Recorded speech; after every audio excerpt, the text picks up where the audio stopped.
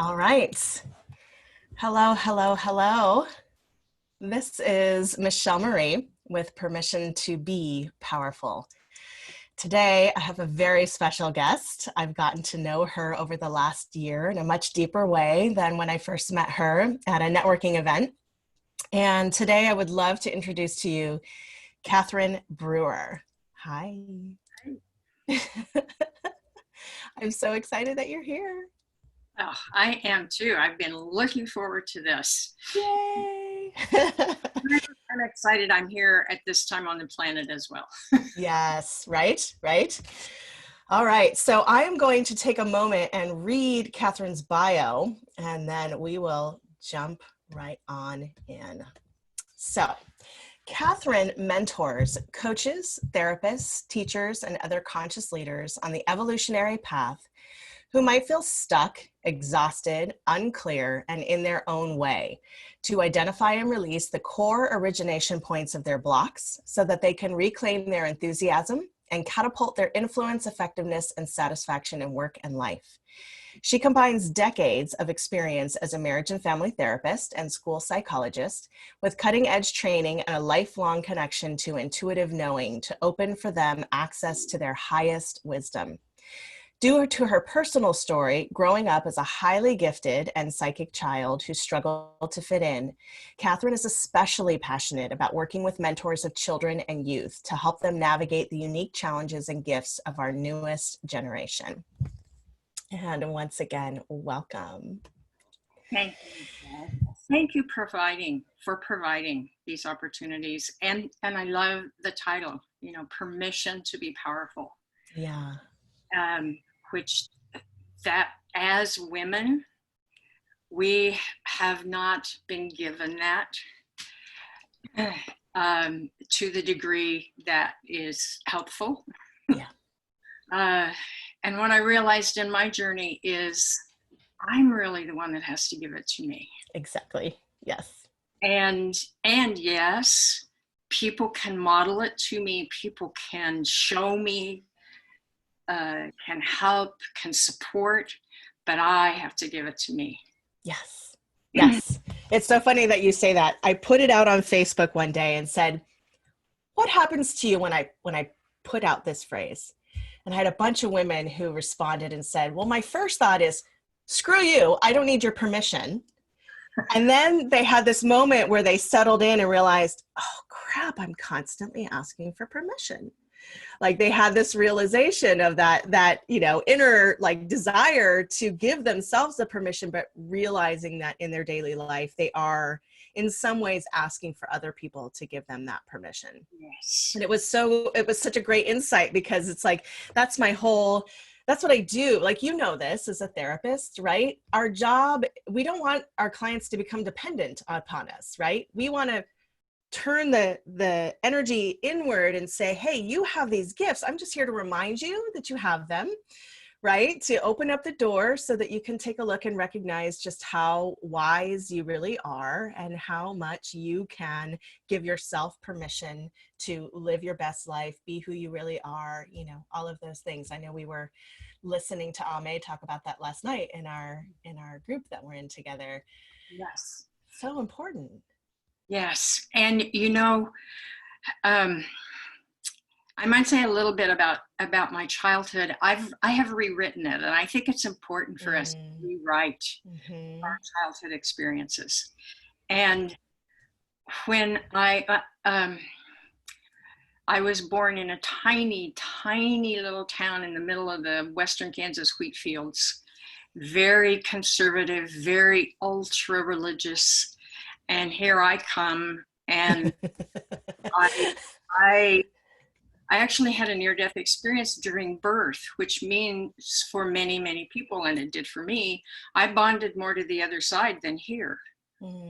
So I was consciously aware. I didn't know that's what I was aware of, but I was consciously aware of the higher levels, and conscious and constantly bewildered by how people here behaved. Right. Because I saw what we're now moving into. I didn't know that then, but I saw the fifth dimension. I saw the age of Aquarius. I saw where what I back then called the world of big love. I love that. The world of big love. When did you first come to that term? I don't know. Probably probably at least by five. By age That's five. sweet. Yeah. And and I look back at my mother. My mother was abusive, and but in the name, I'll put it under the name of religion, and and to her way of trying to be the best mother to me, Right. trying to get me to fit in, which I did not. I learned really young, before three, well, by probably about 3.5, that because I communicated with animals and I tried to intervene for them, and I learned, nope, you don't do that. Isn't it amazing? I think there are so many more of us than we can possibly imagine that are those creatures who are kind of on the outside. I know that both in my therapy practice and in my coaching practice, I tend to draw to me women who had similar experiences, who knew right off the bat that they did not fit in with the crowd, that they had something, and that they had these hard lessons of kind of, getting their hands slapped for being their innate selves, which were more like little fairies and wanted to be in fantasy and yeah, it's just fascinating. And how probably I would say most of us are healers because we know what that feels like, right? To be on the outside, outcast, or whether that's self-imposed or other imposed, doesn't really matter. It's My perception is we came for this time, 2020 and beyond. We didn't come for the times we were born into.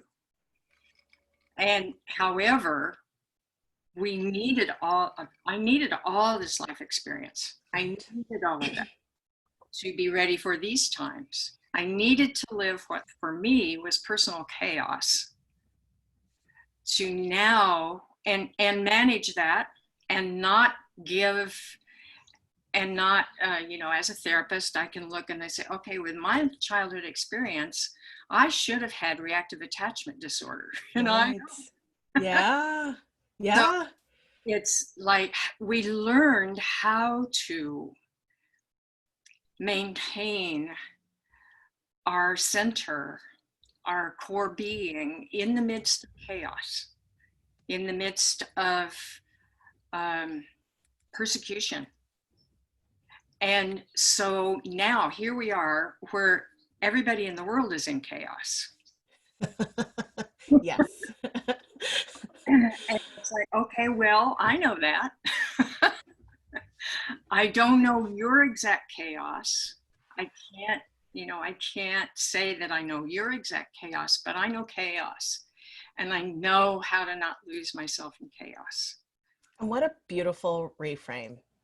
Yeah. I think it might have actually been Karen Renee where we had this discussion just about how, yeah, it's just amazing how when you get to that point where you recognize that the traumas that you experience, the chaos that you experience, the attachment disruptions, whatever those things might have been, that they were giving you the exact muscles and resilience and reminders that you needed, that despite what happens around you, you are still you, and you still have a purpose on this planet. And how beautiful that those of us who've kind of come out the other side of our healing are able to recognize that, right? To recognize that at any point we can literally, like you said, rewrite it. Like, okay, nope, I'm not bringing that one back in. That's not useful for me. Yes. I need to move forward. It's just so beautiful. And it's helped me so much to, I was just looking, my mother did not have permission to be powerful. She had a very powerful energy, and she did not have permission, Wow. you know, in that milieu. And that's the damage, right? The damage of repressing our own power is Yes, that we can be hurtful and abusive to others. yes, exactly. Yes, which, this is coming up now. I love it when that happens. Right. I was thinking the other day, because I've been very affected by the George Floyd, and both positively and with angst, because I really have hope now that we are taking a step to move toward the oneness of humanity, Right. toward equality. I didn't even get tearful. Yeah. Yeah. But I just had this thought, you know, slavery never would have happened without patriarchy. Right. So that part of what we are addressing, the Me Too movement started it. Part of what we're addressing now is what a spiritual teacher of mine, Grace Galgazuri, calls the rogue masculine. Yeah. That, Yeah. that true masculine, one of its primary energetic purposes is to support the feminine. Absolutely. And so when you are denigrating and making invisible the feminine, you've taken away a main purpose of the masculine, and so they go into power over instead of support. Absolutely. And Yeah. so what we're healing now is way beyond, to me, way beyond racism, although that's our Dorian. We're healing the whole upside down perception of what it is to be human. Mm. Mm. So, and I get really impatient. Good. I'm glad I'm not the only one. And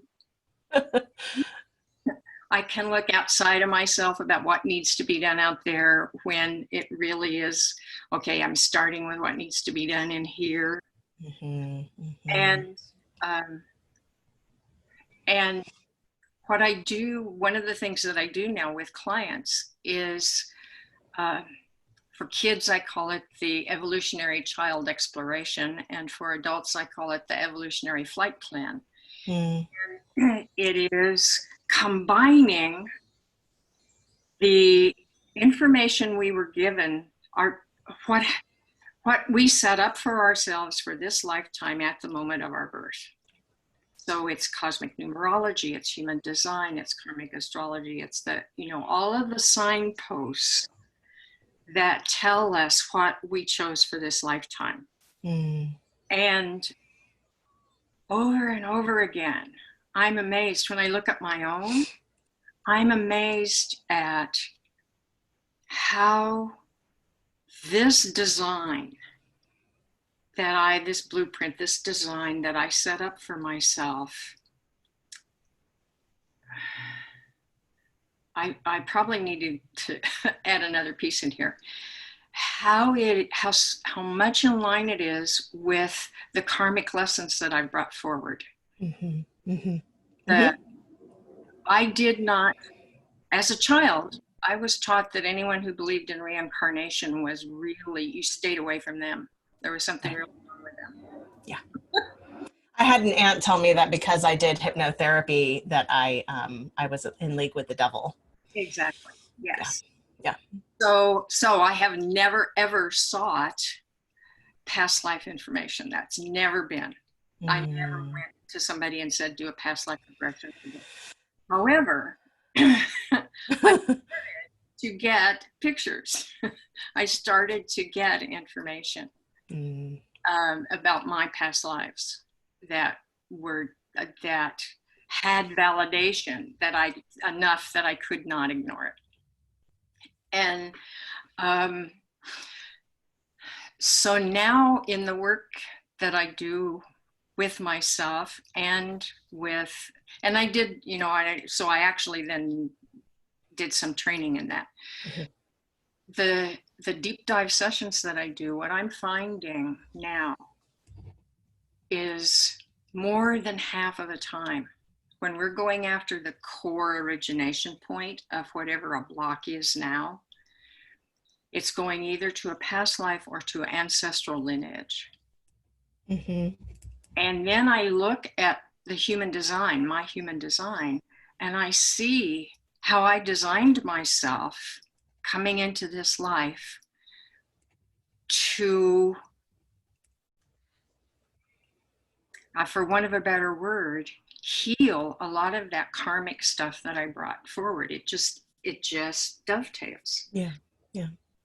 Which is, then that, I've always seen the big picture, but then that is, wow, look at the matrix. Look at the connections over time and space. It's like, wow, look at the design. Mm. What is your human design, by the way? I'm a manifesting generator. Me too. Population is A third? well 35% actually. Okay. Okay. I didn't know that. And our society, this is just an aside, our society glorifies the manifester, which is 9% of the population. And so most of us are trying to operate in life in a way we're not designed to. Oh my goodness. Can you say that one more time? Okay. Most manifestors on the human design are only 9%. Some depends on what you read, 8 or 9% of the population. Our society glorifies them. It's the Nike, just do it, make it happen, get out there, and the rest of us are not designed to do it that way. Yeah. We burn ourselves out and we frustrate and we get bitter, and that because we're not designed to do it. It's just, I see this happen a lot with women who are healers, especially those of us over the age of 40, 45-ish, who have spent a lifetime collecting these tools, perceptions, modalities, whatever it may be, right? So over a lifetime of being in career, healing fields, training, learning, and all of this. And it's amazing to me how difficult it is for us to help people understand the value of that kind of comprehensive assessment of who we really are, right? Like, it's our society is so much about this instant gratification, right? Like, I might take one of your assessments because then I can like go and pretend I'm going to do something with it, right? Rather than like putting in the work to like, here's this piece of the puzzle, and here's this piece of the puzzle, and here's this piece of the puzzle, and like, how great are you going to feel when you get to the point that you did, where you look at it all and go, oh, thank God, my life makes sense now. How valuable is that, right? To be able to look at yourself and go, you mean I've been doing it wrong the whole time because this society has told me I'm supposed to be doing it this way, but like if I do it this way, everything's going to be that much easier, and I can just like be and immediately have these things that I need and want available to me because I'm now living my design. Yes, exactly. And so several of the people that I did the evolutionary flight plan with requested a program to help them. So now I have a program, Realign with Your Design. Oh, I love it. and 6 months we'll do a lot, and I know it never ends. Right.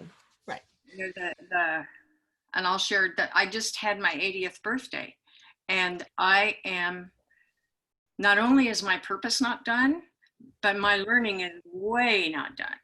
Yeah. I couldn't believe when you first told me your age. Like you just, it's not just a physical thing. Like you are beautiful and clearly take care of who you are, you know, but really it was just you.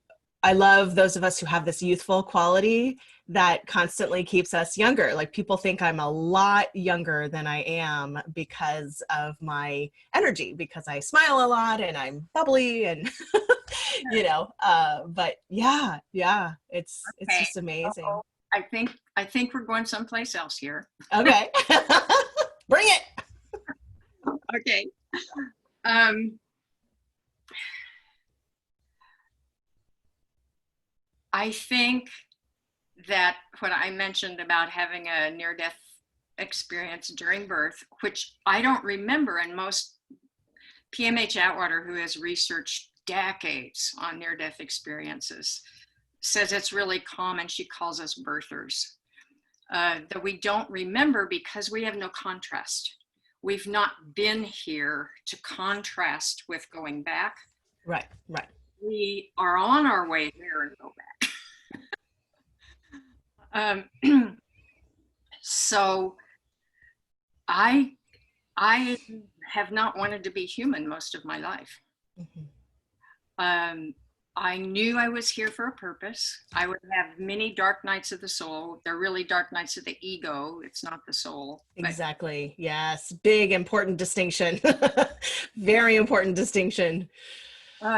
And you know, I just wouldn't want to be here. It's like too hard here. This is not the way it's supposed to be. It's just too hard here. I don't want to be here anymore.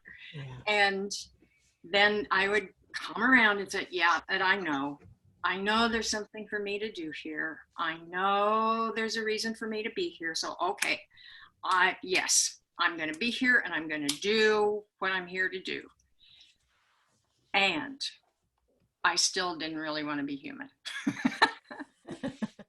I had a big epiphany not that long ago that because I had been getting in downloads and meditation things that I actually was saying to other people about, and actually I got this in one of my almost last many dark nights,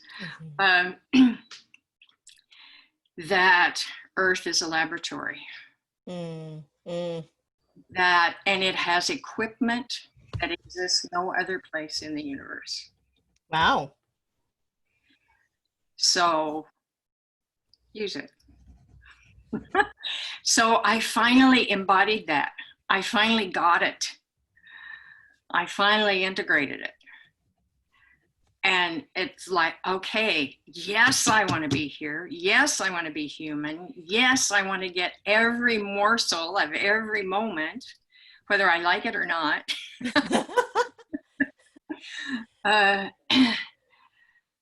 And just be in this experience. Yeah. And that started me, because up until then, I should say, when I was about 9 or 10, I got in so much trouble for my gifts, especially being a cellular empath. And you know, feeling other people's physical and emotional state in my body. Right. That I consciously tried to shut everything off and shut everything down. And which really was closing my heart is what it was doing. And probably as well. Yeah. And I did everything except the empath. I couldn't make that go away.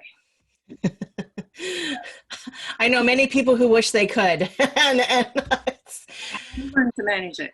Yes. So then I had to almost die in the emergency room when I was 33 to realize that I had to wake back up or I probably would die. Yeah. And so it has been a process from 33 till 70 something. step by step, level by level, coming back into the fullness of who I am. Yeah. And that's part of how I can recognize in other people kind of where they are and what's next, or what might be next, or what. However, I want to say this. I'm learning so much from the Black community now. And they talk about white saviorism. Yes. And Yes. which actually, when I went to work in Rwanda, we really didn't do that much. We really responded to what they said they needed. But here, I'm guilty of that. Yeah. Yeah. And there was a point about that.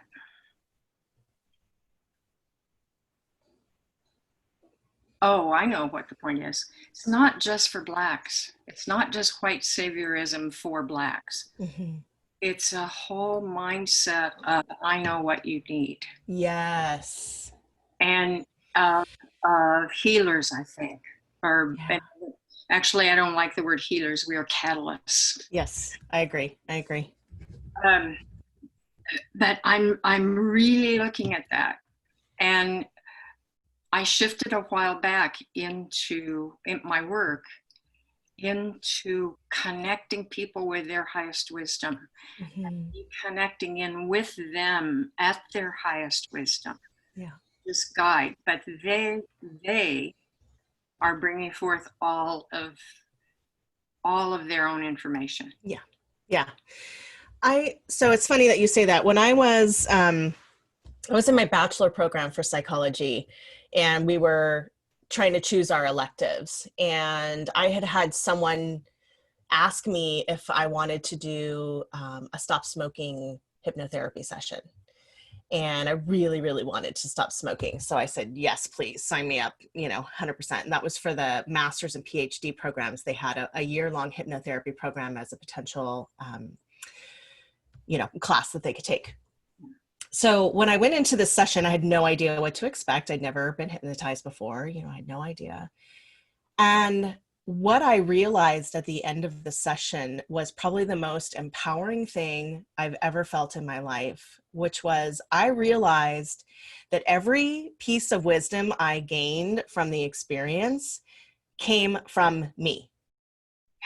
None of it came from the hypnotherapist. They took me on a journey, but every realization, every reframe, every experience that I took myself into to learn something about myself from, my mind just went, I just had never realized how powerful that could be.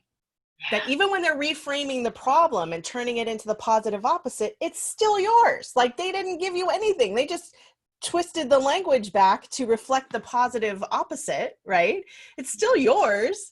So that blew my mind. And I ended up, they accepted me into the hypnotherapy program, even though I was only a lowly bachelor student, because I'd had years as a massage therapist. And so she could tell that I could hold space in a different way, So she let me in, and I ended up becoming her assistant and just really dove into the world of hypnotherapy because I was so touched by that process of bringing someone back to their own wisdom and just reflecting back everything that they're saying about themselves. Like, how amazing is that? Yes, I got goosebumps when you said that. it's like, yeah. And I love that Karen, Renee, and Ame, shared that with us last night, and that Ame was so consistent with, so tell me what you think first. Yes. And then I'll tell you what the guides are saying, right? Because we have stopped trusting our own intuition and any opportunity that we have to practice to just like, this is what I think is going on, just builds that muscle. And for I think a lot of us, that's interesting. I'll have to check that out. I know for me and for many of the people that I do that evolutionary flight plan with, our Because one of the things I do, the nodes of the moon tell you what you have come in with deep mastery of, what you've had many lifetimes of deep mastery. That's And that's useful. Yeah. all back for this lifetime. That's the way you try to do this lifetime. And then what's your leading edge? What's your evolutionary edge? Where is it that you are to stretch and grow to move up your next level?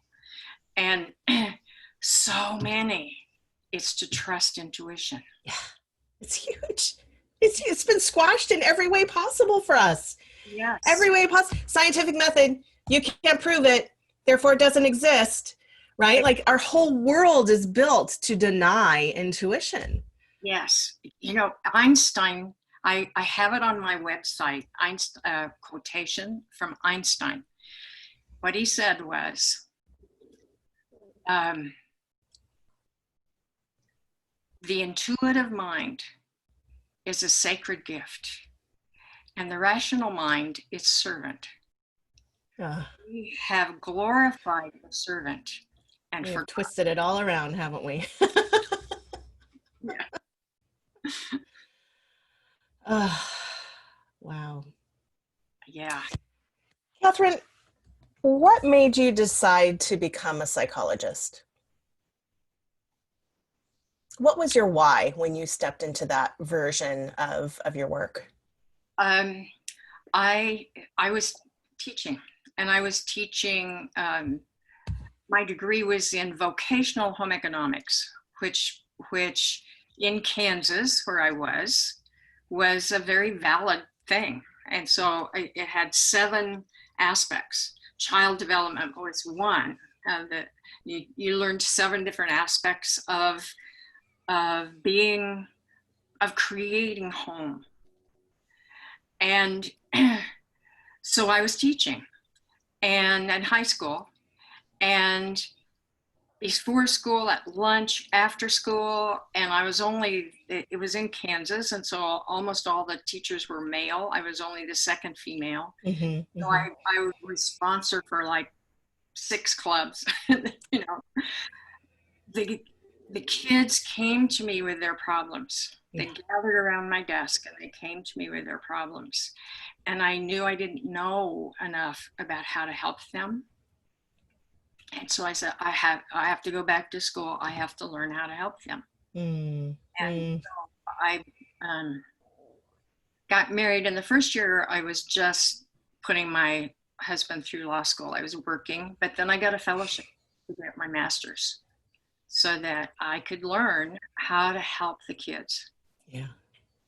I love it. I love it. Yeah, mine's very similar. I was a drama teacher, and we got into really emotional material, and I started doing self-revelatory performances with teenagers. And whenever you're sharing your personal story, you know, things come up, and there was a lot of trauma with these youth. And I realized that I wanted to go back to school to learn how to hold the level of trauma that they were experiencing so that we could compartmentalize it. They didn't go back home and act it out. You know, how can they, you know, I wanted to learn more about story and like, how do I know someone's actually like on the other side of their story so that they're not just re-triggering or re-traumatizing themselves when they share the story or the audience.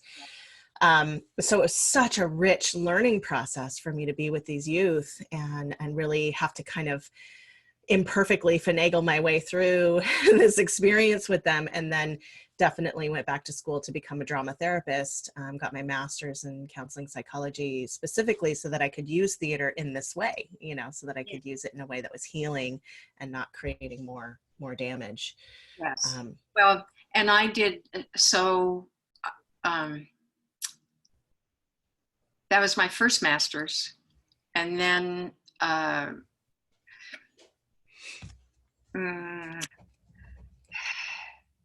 what that experience at 33 in the emergency room woke me up to was, you know, I had to make major changes in my life. Right. And since my husband was not willing to be part of the changes, it meant divorce. So then it's like, okay, so what am I going to do? And California did not recognize a lot of my coursework from my master's was University of Missouri, and they didn't recognize a lot of the coursework. So they said that I could not be a counselor therapist here. So I went back to school again for a second master's. Gotcha. Okay. Okay. However, I was a single parent by that time. And so I did not do the thesis. I did everything else, but I didn't do the thesis. So I didn't actually get the piece of paper for the master's. But I think there were only like maybe 6 classes I needed to take to become a credentialed school psychologist. So I did that as well. So then I worked both of those professions, which was wonderful, because the school psychology is much more scientific. Yeah. Yeah. Testing and yeah. And so one of the things that I know is mine to do in life is to bring the esoteric and the practical together, to bring the science and the spirit together. And so those two professions they just helped me learn more about that. Yeah, I love it.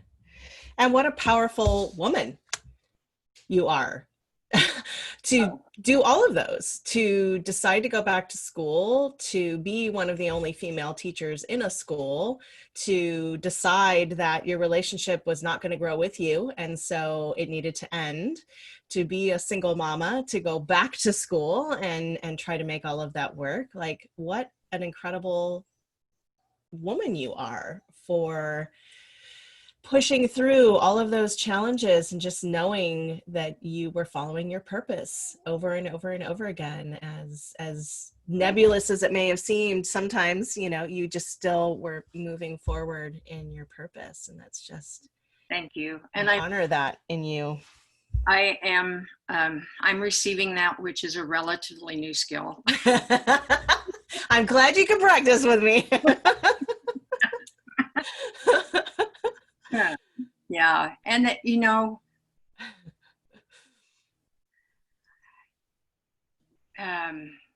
for a long time, well, I should say, I studied with Barbara Marx Hubbard, and I had a year's personal mentorship with her, and got involved in things like the global purpose movement and those through her.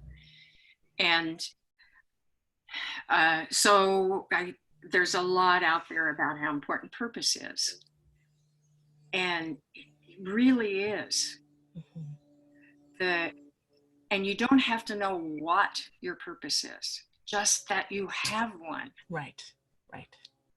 That you wouldn't be here if you didn't. Yeah. And that putting one foot in front of the other with what's presented to you in life might be your purpose. Exactly. Yeah. That's a whole other subject, right? What we've done, what we've actually damaged in self-esteem by being so focused on self-esteem, just like that, what's wrong with being normal, or ordinary, or not, like, you know what I mean? It's like, I think we've bought into this myth in America, especially, that, you have to be so unique and special.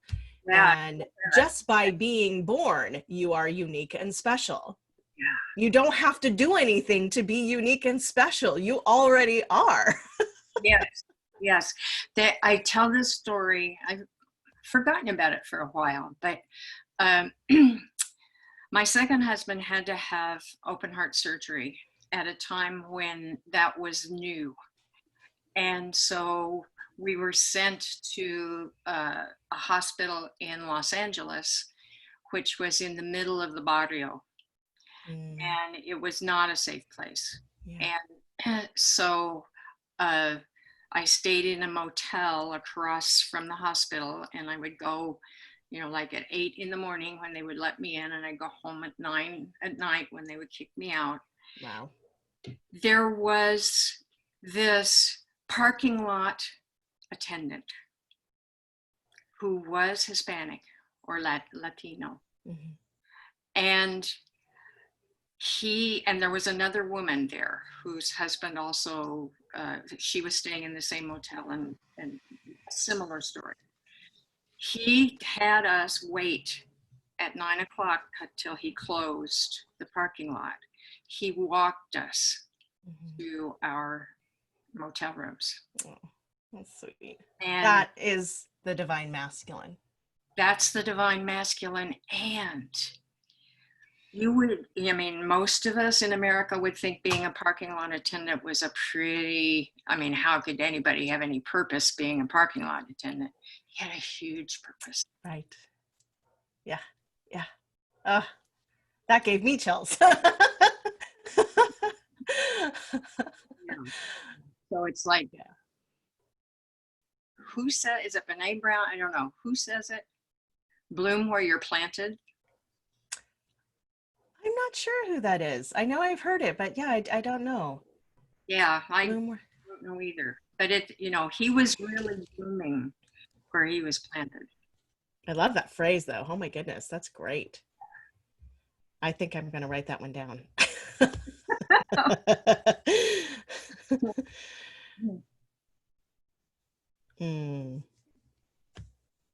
I'm going to look it up right now. Okay. I love giving credit where credit is due. Yes. Let's see. Bloom where you are planted. What comes up? Flowers. Let's see. Let's put quote. Bloom where you are planted. What was that? Right quotation. Yeah. Bloom where you are planted. Yeah. Okay. Well, okay. The Bishop of Geneva, St. Francis de Sales, is credited with the quote, "Bloom where you are planted." Later, Mary Englebright made the phrase popular, and countless biblical references seem to point to various verses in the Bible that carry a similar notion. Okay. There you go. Yeah. So biblical. Huh. Yeah. Yeah. That, I wonder if I should, because when you bring up biblical, that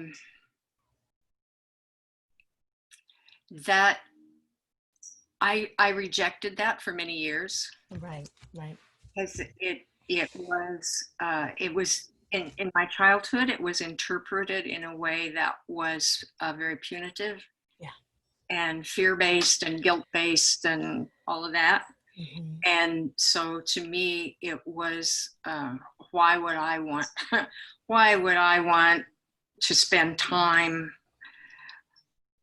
with information that was its result?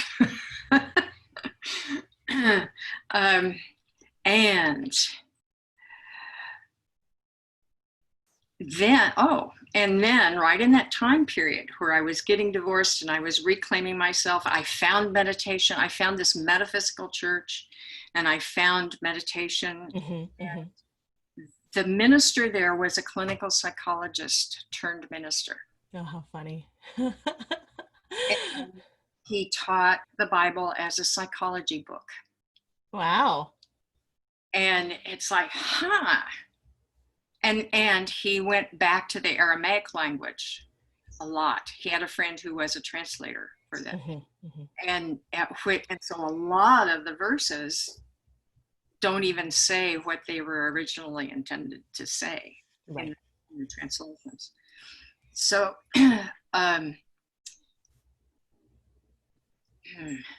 that did more than allow me to quit rejecting. Right. Yeah. What it did was show me that there's core truth. Yeah. Yeah. And that if you dig beneath the filters, in many different religions, in many different perspectives, if you dig beneath the filters, there's core truth. Absolutely. Yes. I'm so glad that you said that, because I think especially a lot of women who are in the spiritual world, and you know, anybody who's done any kind of like priestess training or you know, looking into that world, it's again, it's another act of reclamation, right? It's like we are reclaiming the truth that got bastardized in some way, shape, or form, either by patriarchy or by hatred or by the need to control or whatever that might be. And we're reclaiming it and re-owning the part that is true. And I know a lot of people talking, you know, about Christ consciousness and all of these things where, you know, I was raised Catholic. Half my self-revelatory performance was about my experience as a Catholic and all of the things that got squashed and shut down, you know, in me due to that frame. And at the same time, I loved being in church. I loved just like the idea of, you know, this presence above me. And I remember getting so mad and so confused when they kept saying God as he. And I was like, I don't understand what you're talking about. God is a big, bright light who's everything. Like, I don't understand. Why do you keep saying he? That makes no sense. You know, I would get in so much trouble for just like, it didn't register.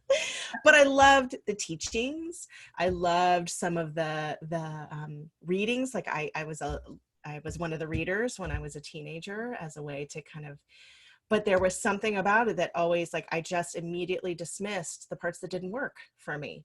The parts that were like, nope, that I'm not going to claim that. Nope. And when my mother probably, was most upset when I refused to be confirmed.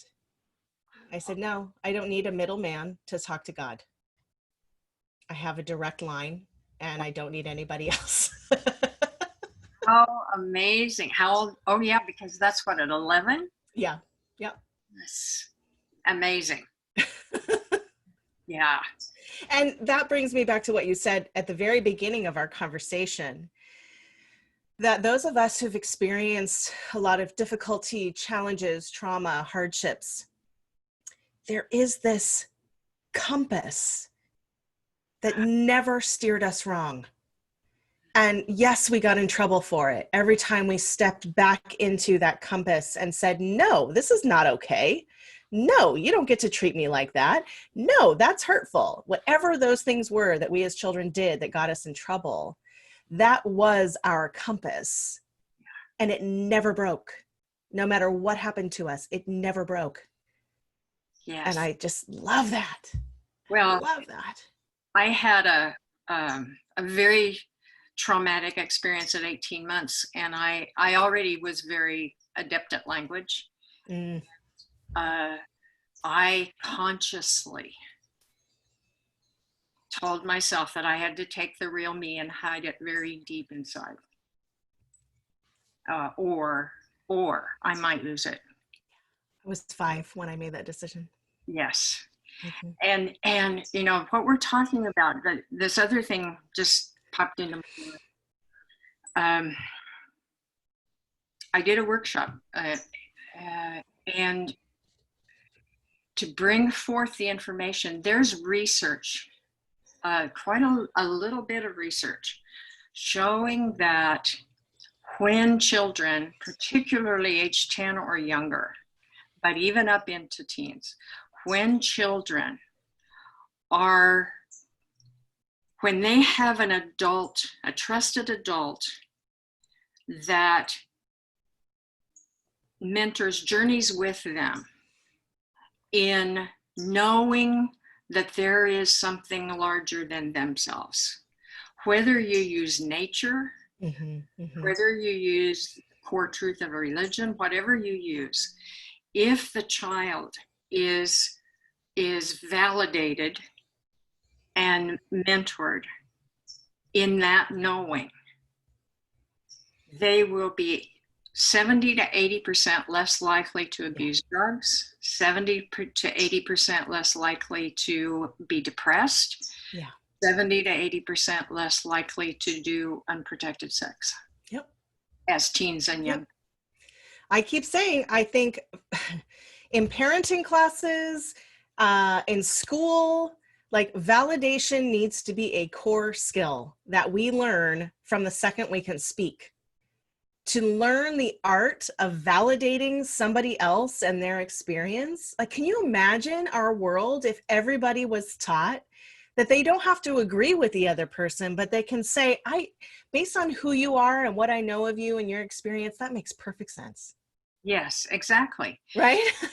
And the other part, there is something bigger that cares about you. Exactly. Yes. It's so important. So important. Yeah. And I think those of us who have religious wounding, that, you know, I know for me, that was a challenge when I was raising my children, was I did not necessarily, you know, want them to have a religious upbringing, but I didn't know how to create something different. And so I kind of split myself in half. Like, I had them go with my mother to the Catholic Church to, you know, feel that out and play with that. I know they went to their other grandmother's church sometimes, but then I brought in kind of like the daily magic, like the daily, like your church can be every moment, every breath, every, you know, feeling the sun on your skin and just like being present with it. Like, to me, I wanted to teach my children that the whole world was their church. Yes. And that, yes, there was something greater than them that loves them unconditionally, even when their mom is struggling to do so. You know, that they always have that above them. Yeah. Yes. Yeah. And that, yes.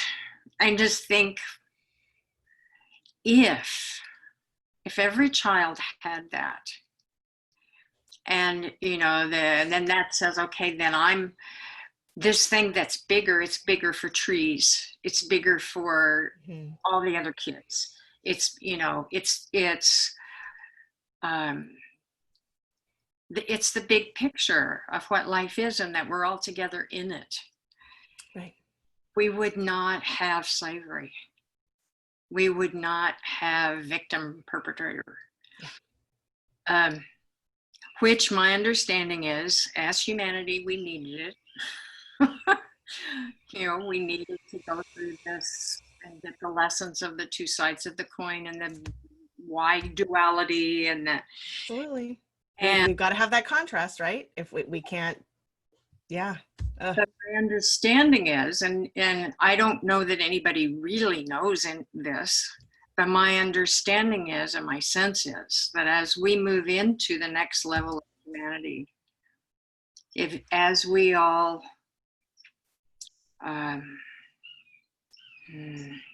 just as we raise our vibration and we move into the next level of what we can be, that the contrast becomes secondary to the oneness.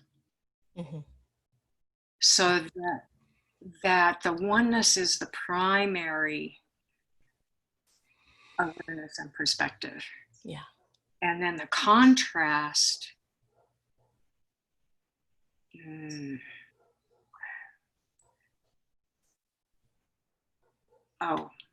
I'm not sure, because the other thing that seems to ring true is that instead of learning through pain, is how we have. Right. That we learn through being pulled toward, through inspiration, through a hawk agrees with you. It sounds like it's a hawk. I don't know what kind of bird that is, but yeah, or eagle, maybe. Eagle. Okay. But that's the bump for us to make change instead of being the bump. I love that so much. It's something I've really been coming to in my own story, is really, there was a period of time where it's like I wasn't allowing myself to live in joy, because somehow that would discount the trauma story, right? The victim story.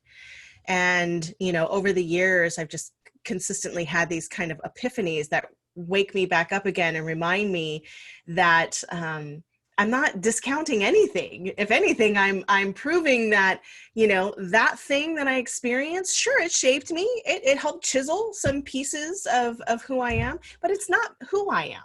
It's not me. It's an experience that I had that taught me something about the world, about myself, and I get to decide what it taught me. Yes. Nobody else gets to decide what it taught me. Yes. Right? And so it taught me that it is so okay for me to feel safe in my joy and in my exuberance and in being, you know, a light in the world despite these things over here. Yes. Yes. when when I do the work that clears ancestral lineage and past lives, the first part, of course, is to become aware and acknowledge, and then the second is to appreciate. Yeah. What it brought to everyone, and the courage that it took for like our ancestors or ourselves in another, the courage that it took to have that experience. Yeah. And then you can release it. Yeah. Yeah. Beautiful. Beautiful. Well, we are pushing up to the last possible minute of our interview. So really quick, I mean, we could just keep going. I mean, you know, I've got a couple hours, you know. Is there any last nugget that you want to leave us with before we complete? I think it's that there is always a bigger picture. And the bigger picture always recognizes that I am an aspect of the divine. Yeah. Yeah. And that there is purpose in everything that happens to us. Beautiful. Beautiful. Thank you. Thank you so much, Kathryn, for deciding to step into this container and for sharing your beautiful wisdom with us. I'm so appreciative. Thank you for the opportunity. Absolutely. And for what you're doing and I know what you're doing also, like on your Facebook page. Yeah. Thank you for all you're doing. Thank you. Yay.